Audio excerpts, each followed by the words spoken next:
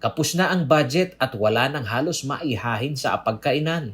Ito ang malimit na daing ng mga pumila dito sa community pantry ng parokya ng Our Lady of Sorrow o tinaguriang Lansena ning Indong Dolorosa. Makakuha ng bigas. Makakuha ng Pangsahing mamaya.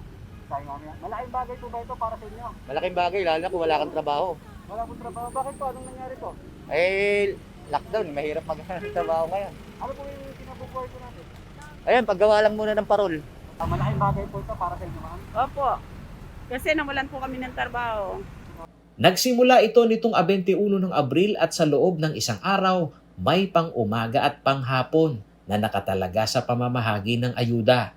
One way o isang linya lamang ang pila upang hindi magkasalubong ang mga tao sa sidewalk ng simbahan.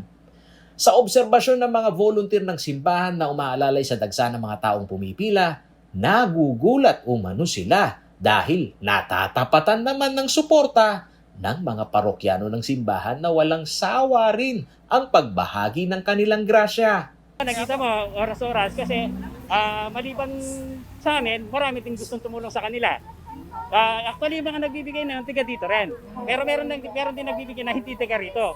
Hindi lamang ang biyaya ng makakain ang alok sa mga pumipila sa harap ng simbahan ng Dolores. Kapansin-pansin din ang mga nakaimprentang salita ng Diyos na inspired ang mga organizer ng simbahan na ang pagtulong sa kapwa ay isang banal na tungkulin. Para sa mga nais umanong magpaabot ng tulong, maaari umanong maglaan ng anumang halaga sa pamamagitan ng GCash na may numerong 0956-360-1878. Habang bukas naman ang naturang simbahan sa donasyon ng pagkain na magdaragdag sa lansena o estanteng yari sa kahoy na sumasalo sa biyaya na ambagan ng mga parokyano ng simbahan.